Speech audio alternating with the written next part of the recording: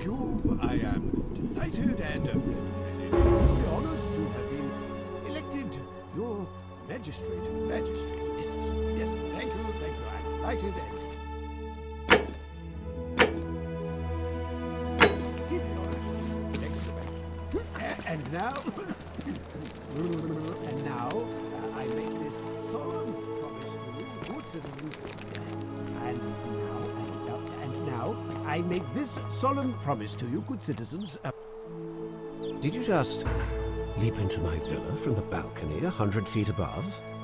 That was either extremely reckless or impressively clever. Well, why have you risked life and limb to see me?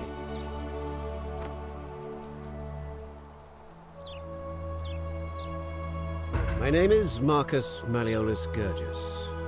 You seem to have confused me with someone else.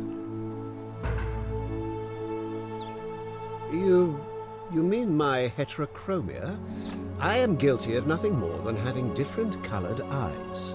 And I'm hardly the only person with the condition. Alexander the Great had it too, as it happens. I like to think it is simply the way the gods have chosen to mark a natural-born ruler. Nothing more.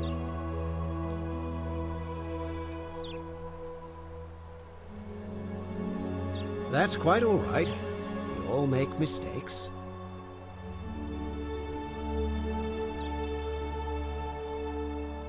I'm Malleolus, and if it wasn't for this interruption, I'd be practicing my victory speech for the election later today. I'm glad you asked. I'll finally restore freedom to this city, just as I've been promising. These good people have suffered long enough under Sentius's tyranny. By declaring there's no such thing as the Golden Rule. It's a children's fable exploited by Sentius to frighten us into submission. Wait, don't tell me you've fallen victim to that monstrous lie? The person making a claim bears the onus of proving that claim. Can you do that? Can you prove the Golden Rule is real? As you wish. I'm afraid not. We're stuck down here together, for better or worse. We're all going to have to make the best of it. You mean the children's fable exploited by Sentius to scare us all into doing what he wants? Of course not.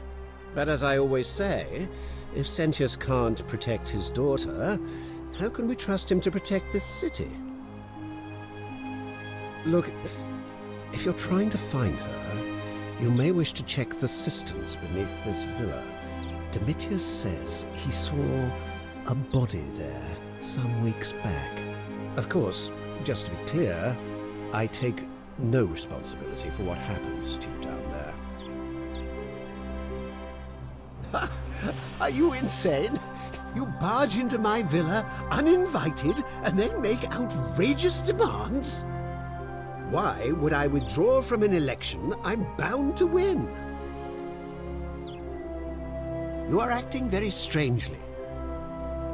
I trust you can see yourself out. Through the door this time. There's a key just beside it.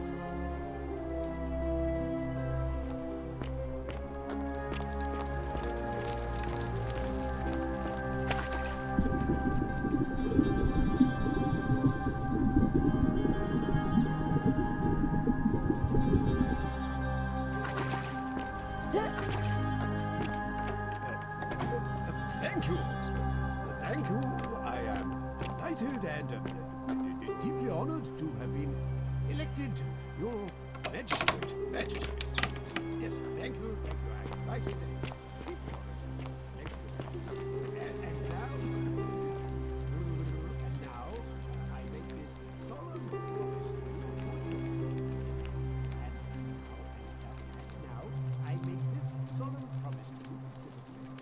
Under my leadership, you will finally enjoy the freedoms you deserve. And, yes, no portion. Excellent.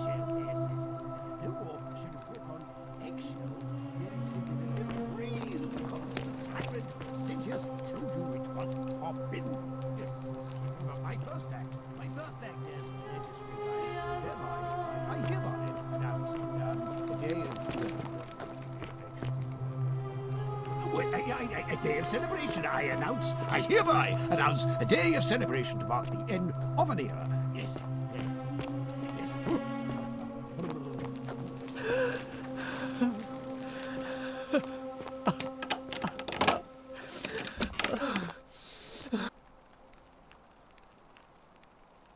You're not supposed to be in here. Talk. What business could you possibly have with me? My marital affairs are no concern of yours. Thank you very much.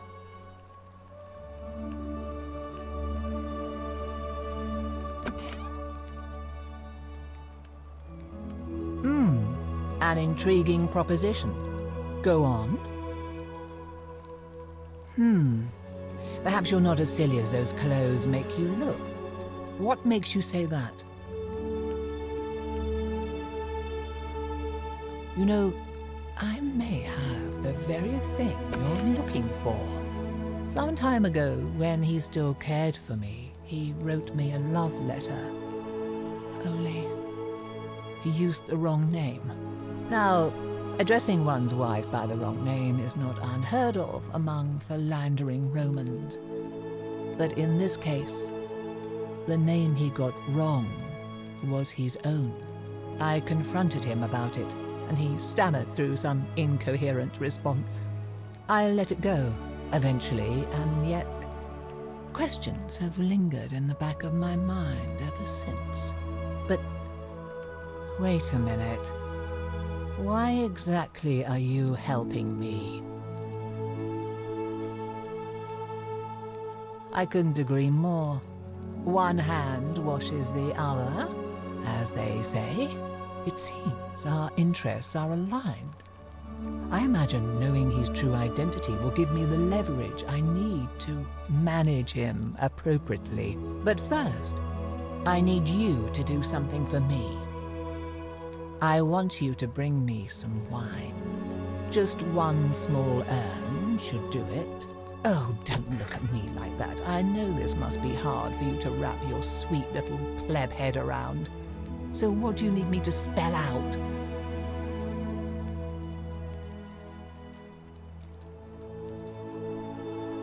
You mean, aside from the fact that I'm locked in this room and Domitius is right outside the villa, because there's barely any left in the city. In fact, there's only one small urn, as far as I'm aware. And getting it won't be easy. Let me tell you something about Malleolus. He talks a lot about freedom, but what he doesn't tell you is that he means freedom for men. After all I've done for him, counseling him through his entire election campaign, and he had the audacity to lock me in here. He said it was for my own good, and that my drinking was unbecoming of a lady, let alone the wife of a magistrate. I'll show him unbecoming. Tonight, at his victory party, I'm going to get good and merry, and if he tries to discipline me again, I'll threaten to expose his true identity in front of everyone. I am so looking forward to it. So you'll help me? Excellent. Now, you'll need to pay a visit to that strumpet Aurelia in her tavern. I expect you'll have to flatter her a bit. If that doesn't work, you might be able to get some advice from Julia, who's probably still at the shrine of Apollo. I heard they used to be close. They both appreciate the poetry of Sappho of Lesbos, if you get my meaning. Thank you.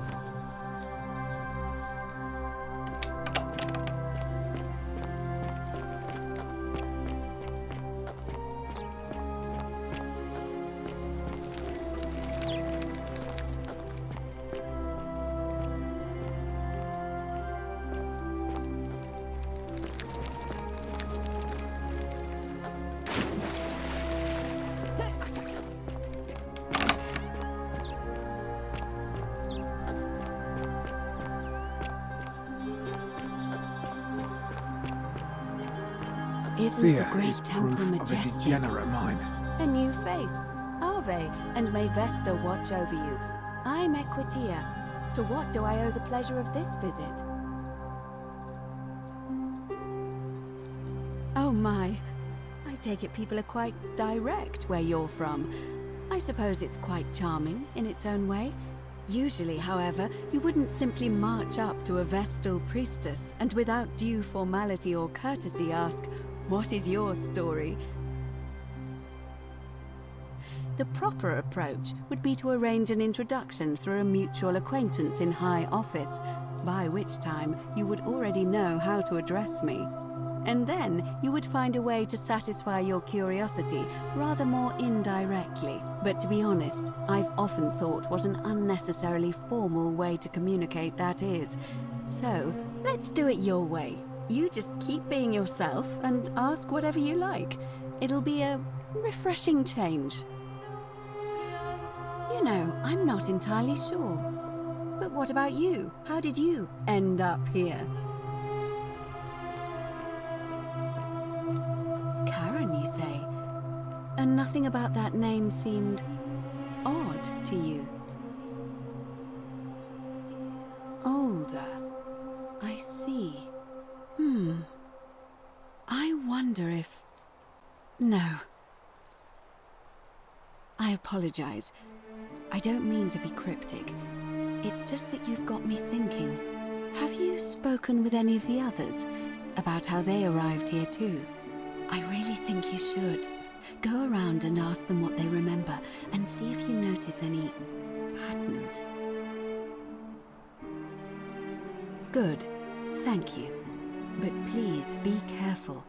I just don't want to see what happened to Livia happen to you too. You have? Then what is it? Yes. I understand many of our friends were carried here by a river current. What else? Yes, I also had such an encounter. What else? There are definitely some common threads there. But I think we'll need at least a few to ensure we're not just seeing coincidences. Keep asking people how they wound up here. I don't want us to rush to any conclusions yet. Livia's fate weighs heavily on my mind, and dictates we should be sure. Yes, you should ask the others first. I'm quite sure it's the work of the gods, which is strange because they've never been particularly concerned with our misdeeds, as long as we've kept the peace of the gods. We asked for blessings, for good health, bountiful harvest, military victory, and in return, we offer praise, wine, incense, or animals. But here, it seems they require much more of us. I find myself reminded of an especially pertinent tale from our great poet Ovid in his epic Metamorphoses. Would you like to hear it? It is rather long. Wonderful. It goes like this. Baucis and Philemon were an old married couple living a humble life in a small town. One night, the town gets a visit from a couple of vagrants. They go from door to door, asking for a place to stay the night. Of course, being vagrants, they're turned away sharply from house after house, 1,000 in all, until finally they come to the little cottage where Baucis and Philemon lived. Now, the kind old couple had very little to offer, but nevertheless, they invite these strangers into their house and offer them food, wine, and a place to stay. Immediately, the guests make themselves at home. They begin gulping down the old couple's wine, so much so that Baucis, the old lady, begins to worry they're going to run out. And then she notices something strange. Her wine pitcher keeps refilling itself, as if by magic. Realizing only a select few possess such powers, says to her husband, Philemon, "I think these men are gods in disguise." Immediately the couple begins apologizing for offering such coarse wine, and the vagrants metamorphosize and reveal themselves to be Jupiter, the king of the gods, and Mercury, the trickster god. They confide they didn't mind the meager offerings. They were just pleased that someone in the town offered them hospitality.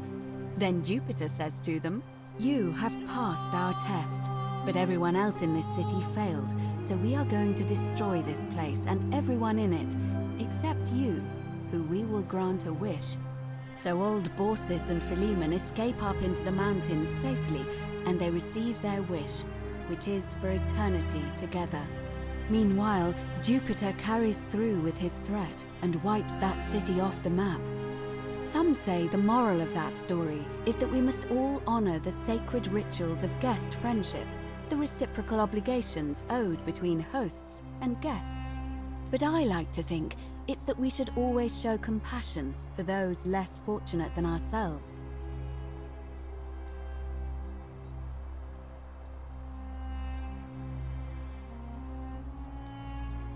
I'm pleased to hear it. It must be completed by dusk, just the same as any other official business. It'll be between Sentius, the incumbent, and Malleolus, the challenger. Why do you ask? All of the male citizens who are willing and able to attend, unless they're running, of course. That's just the way it's always been, I'm afraid. It never sat right with me, either. There are some women who can vote, Vestal priestesses like myself, but in this case, given my role overseeing the election, I've decided to abstain. I can't allow the perception that I'm being anything but fair and independent, but if it's any consolation, there are other ways to influence the outcome of an election. By using whatever gifts the gods gave you. Nothing untoward, of course. I'm responsible for announcing it and making sure the procedures are followed.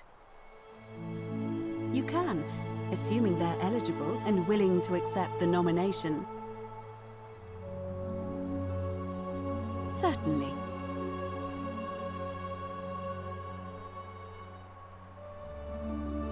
Come back to me once you've acquainted yourself with the rest of our neighbors.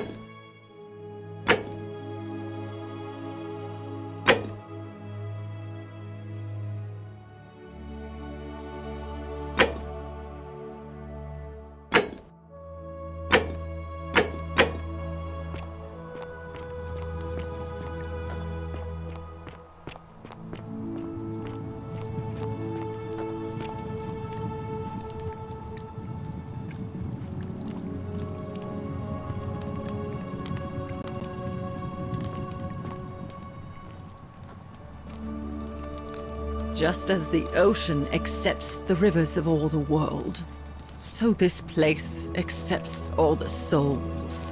But it does not notice the crowds that come.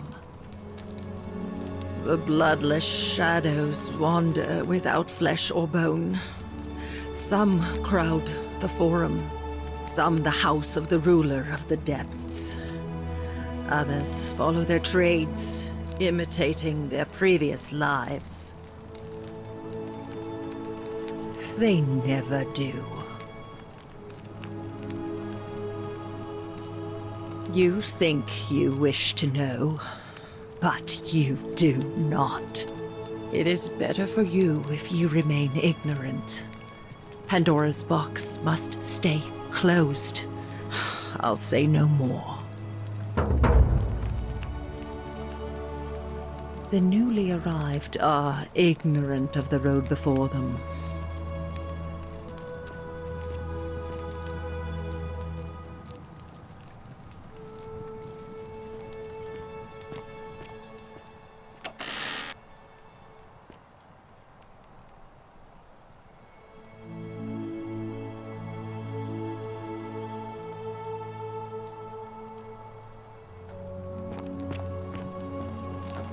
You, Sisyphus, attack or pursue the stone that always returns.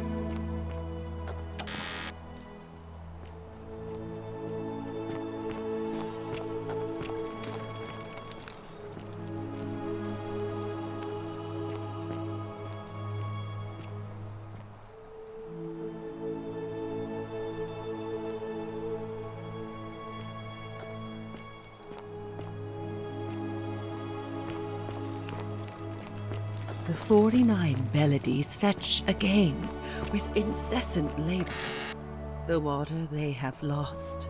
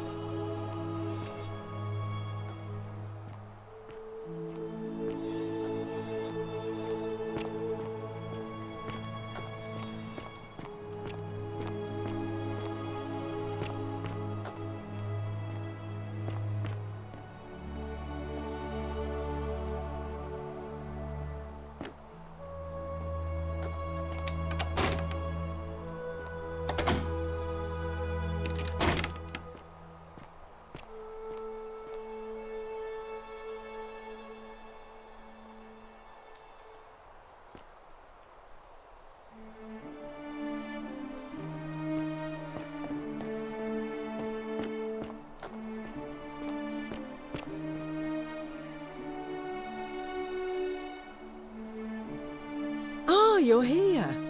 I'm so glad you decided to visit. I'm Aurelia, and I hope I'm not being too forward, but the moment I laid eyes on you, I was intrigued. There's a light in your eyes I've never seen before, a certain learning and sophistication.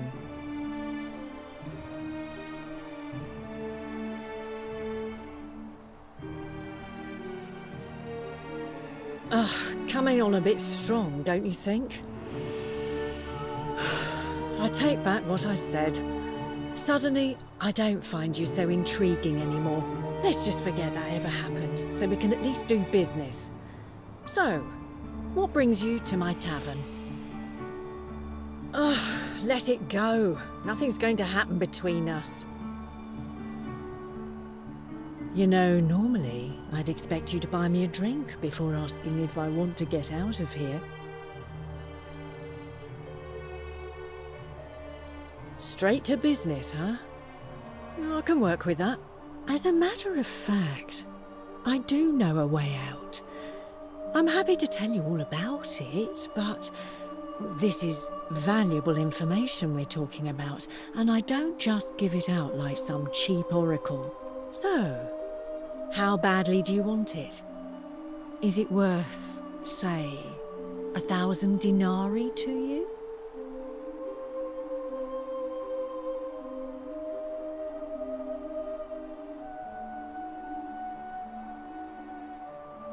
Well, perhaps you could take out a loan. I understand Malleolus has lent money to others, on occasion.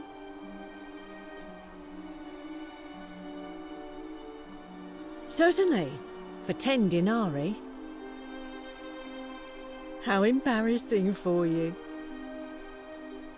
I do, but I'm afraid it's not for sale. It's the last jug in the entire city, so I'm saving it for a romantic occasion.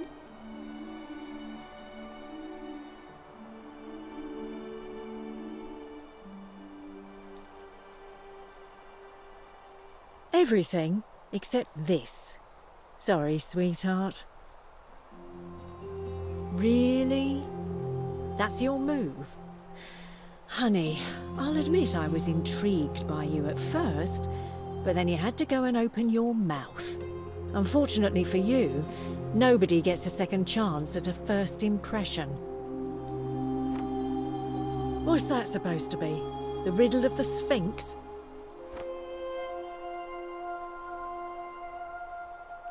All right, see ya. Cerberus lifts his triple head and lets out his threefold braying.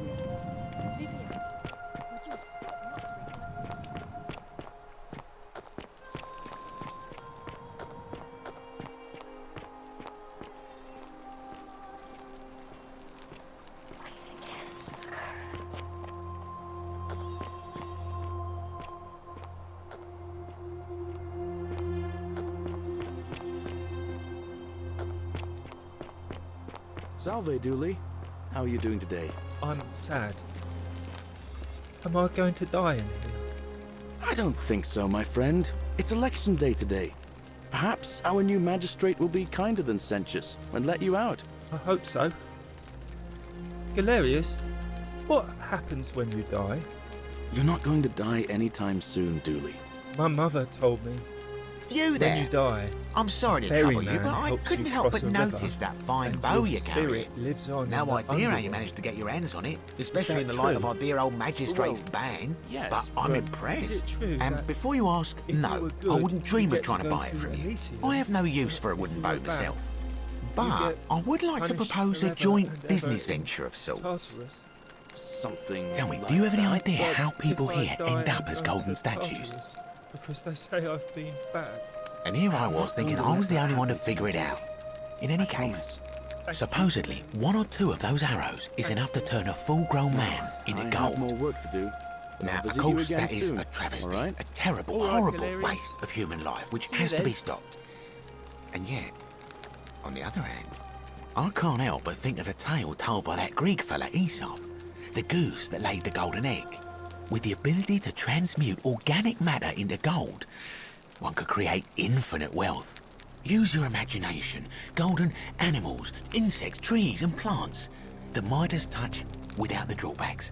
We are talking riches beyond imagining. And even if we were to split all those riches between the two of us, half of infinite wealth is still infinite. Interested? Look, I might have skimmed over that one, but don't be so pedantic. Are you interested or not? Excellent. So the first question is, how do we get our hands on one of those golden bows? Now, I have a plan, but first, tell me, are you familiar with the story of the goddess Diana?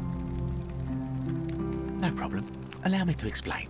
Diana is our goddess of the hunt, the moon, and the underworld, depending on who you ask. The one thing priests and poets agree on is that she carried with her a golden bow and a quiver of golden arrows. And it just so happens that there is a shrine of Diana in this very forum, with a prominent statue of the goddess herself. And would you like to guess what she's holding in her hand? Precisely. I can't tell you how many hours I've spent in that temple staring at it, trying to figure out how to retrieve it without breaking you-know-what. Oh, gods, no! If you tried that, we'd all be dead within moments, I'm sure. No, here's what I propose.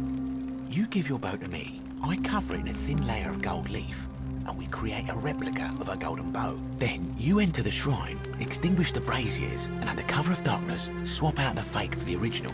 It's not theft exactly, it's more of a trade. But make no mistake, this is a dangerous path, and there's no way of knowing where it will lead. But in my experience, all the best adventures begin with a risky first step. Now, you must have questions. Ask away. I'm more of an ideas man, whereas you're obviously the more resourceful and heroic type. I have complete confidence in you. When Prometheus stole fire from the gods and became a hero to all mankind, do you think he was worried about the danger? Only because he was silly enough to get caught. So, are you in, partner? Wonderful.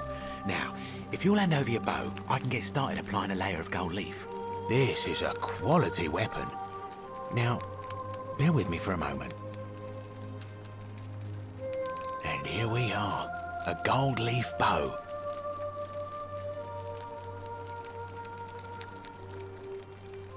Now I've gone and unlocked the Shrine of Diana for you, so as quick as you can, head on inside. It's just at the end of the street on the left. May the gods not watch over you.